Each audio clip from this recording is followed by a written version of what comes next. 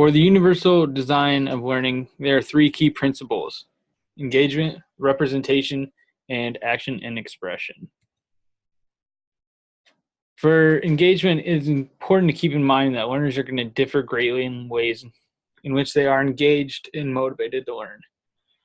These are different kinds of sources that can be neurological or processes in the brain, culture, cultural backgrounds, personal relevance, subjectivity, and prior background knowledge of material that is being covered.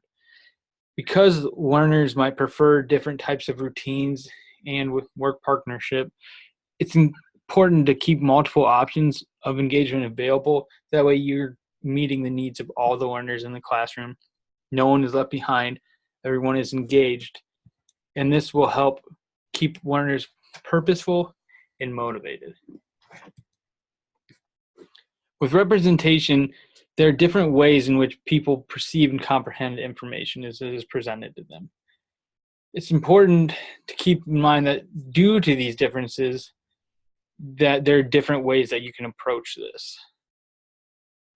It's also important to keep in mind that some people simply might just grasp the concepts that you're presenting to them a lot sooner and a lot more efficiently than other people.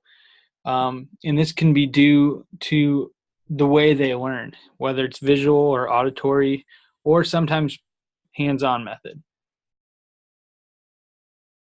There are different ways that you can represent this that will allow students to make better connection, not only between what you're telling them, like the overall concepts, but little connections as well. Pretty much there's no one way that works universally for everyone. Everybody is going to learn differently, and it's essential that you keep this in mind and provide options so that everyone is learning to the best of their abilities. And this will keep your learners resourceful and knowledgeable.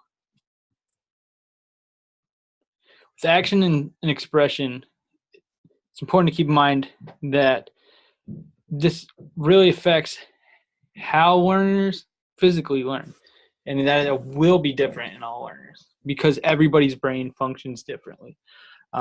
This has a lot to do with executive function and keeping some of those key tasks of keeping people on task, their daily planning, their ability to handle multiple tasks at the same time as well. So as an educator, we need to provide different ways in which learners can express and communicate with their peers, us as their educators, and just maybe other people that are in the learning environment. This can be teachers, aides, and people of that sort. So it's key that we provide ways that promote and use physical action so that they better reinforce the learning process in general. This will hopefully keep your learners strategic and goal-driven.